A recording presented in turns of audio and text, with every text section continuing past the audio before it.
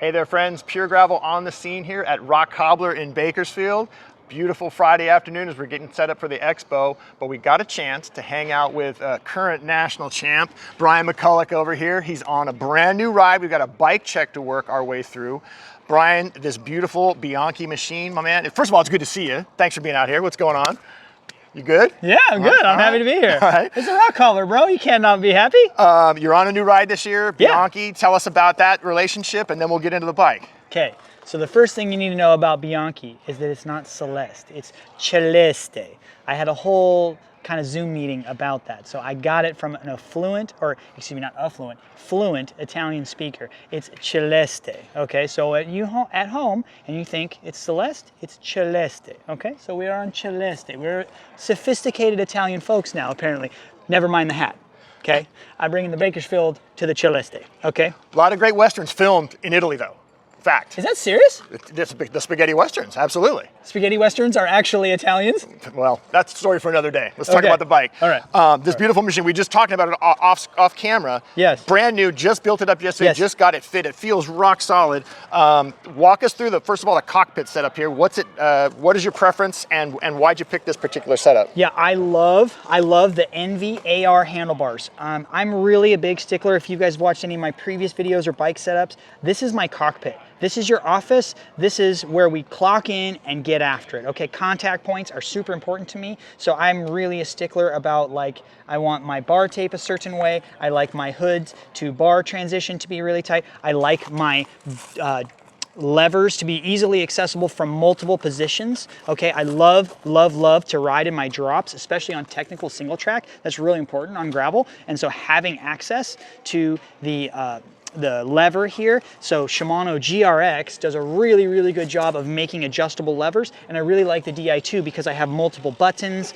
and ways to access those things. So controls are huge. I noticed the slight angle in too of the hoods. What does that do for you, whether technical sections or just out on a flat road? Oh, good question. Again, back to the AR handlebars, Envy developed these with really many positions in mind, okay? And so they're tilted in slightly, so that allows me to be in line here, so that when my hand is gripping, when we're, say, on the road and kind of getting after it and we're jamming, I can just easily, there's no break in my wrist, so just tilting them in a little bit. You can get a little rowdy with that, and I would not do that because that takes the lever out at the bottom, but just a little bit in is very normal, and you can see it's natural with the Envy AR bar because we have that flare down low with the drop, and it's also a shallow drop. I'm a big fan of shallow drop because, again, I want to be able to have the position changes and to be able to do that without really adjusting anything back at the hips. And just enough flare to give you a little more comfort and control on the outside, but not too much to where you're going to get your elbows out and start bumping into things. Bingo. I mean, I don't want the big flare. I know some people really like that, and if that's you, then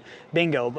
I like something a little more moderate, more middle of the road, but the Envy, again, nailed it with this kind of AR style. So I have the road setup I want, so think narrow as arrow, and then I have this for all those technical single tracks and challenging, like, and we're in Bakersfield, there's a lot of potholes, chuck holes, bumps, etc. And so that's all going to take place in the drops. So looking further down the bike, I see another Envy brand here. Let's talk about the wheels and tires. Yeah, you guys, if you're into gravel, which I know you are because you're watching Pure Gravel, but you know wheels and tires are everything. Internal rim width is huge. The OG, still the best in my opinion. The Envy G23s are super legit. They're my favorite wheels because they're like climbing wheels, but they're still a little aero. They're super compliant. They spin up fast. They check all the boxes, okay? And it's really important to mate those to a tire that you can feel really confident in. And I'm running something a little different this week. I'm running a mullet setup, courtesy of the folks at IRC,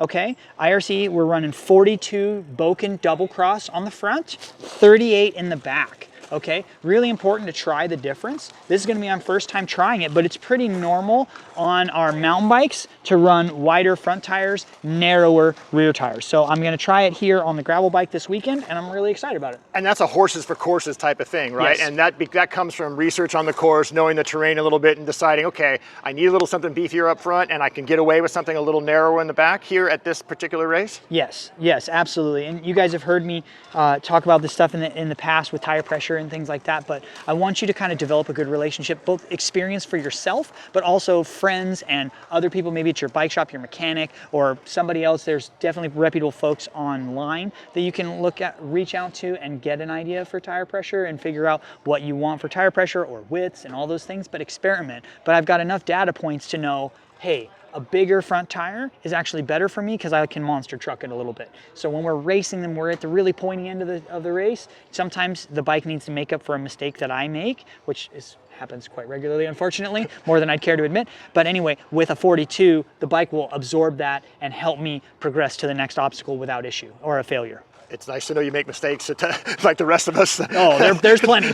There's plenty. It seems like no race goes by, right? I see a very popular brand model of bottle cage on your bike for gravel. Why this choice, and what do you like about them? Oh, you know, I have the Arundels. Actually, I got them at a Belgian Waffle Ride survival camp. I was an instructor one year, and I got these as a thank you gift. And I really like them. They work out really well. We're going to go over some bumpy stuff, and I need to keep the bottles in. And so Belgian Waffle Ride Survival Camp coming through for you here a couple of years later. What I like about those is that they go in easy enough. There's not so much tension on it where it doesn't go in, but it sure locks them in once they're in there. Yeah, oh yeah, they're definitely in there for sure. Let's talk about the drivetrain. You mentioned the Shimano GRX. Yes. What do you run in gear-wise? And again, is that a horses for courses sort of thing? And did you pick this particular gear ratio for tomorrow's race? Yes, this is not necessarily a horses for courses kind of thing. Essentially what I like to do is I run a pretty standard setup that's very versatile, and that's a 42 up front and then an 1146 in the rear. Things were a little bit different when I had an 1142 cassette in the rear, because then you're at 1-to-1 and you're very limited. But then once I got this 1146 Shimano cassette, oh, it's so much more versatile. It allows me to be able to basically run this at any race I go to throughout the year, which is great. And there are times when we will change it and it will be a horses for courses kind of thing. Mm-hmm. But for the most part, this is kind of the setup. This is my baseline, shall we say. The GRX has a huge level of technology in it, including the ability to change how the shifters relate to the gear ratios and things like that. How did you set yours up? How do you like to run yours in a 1x format like this? You know, 1x can be tricky sometimes because everybody gets focused on the bottom gears. Oh, do I have a 10 or do I have an 11 or what's my biggest, fastest gear? If you're doing the Rock Cobbler or if you're doing any other event, Belgian Waffle Ride or something like that, something in the Lifetime series, what you might find is that you actually, at the fast portions of the course, you're not drilling it, right? So you don't necessarily need that much gearing, right? What I'm much more focused on is the top gear, the easier gear, okay? And so for me, 42, 46 is like, about anything steep, I got a gear. I got a bailout gear. So I like to kind of let that be my guide. Brian, thanks a lot. It's a rad machine. We know you're going to have a great season on it. We can't wait to see you get out there on it. Good luck tomorrow and have a lot of fun. Brian's got to roll to a sponsored event with his club and the Big Wheel coaching crew and the new Bianchi crew. Got a lot of folks waiting for him because he's Brian McCulloch. And that's why. He's a cool guy. Champion. We're glad he's here with us, the people's champion. Thanks for being here with us, brother. Hey. Bianchi Rock Cobbler, super excited for the Bianchi Arcadex. It's a great, great piece of equipment. Please check it out. I love it. And remember, it's Celeste. So check it out, guys. Thanks so much. Check us out on Pure Gravel. Thanks, Bianchi.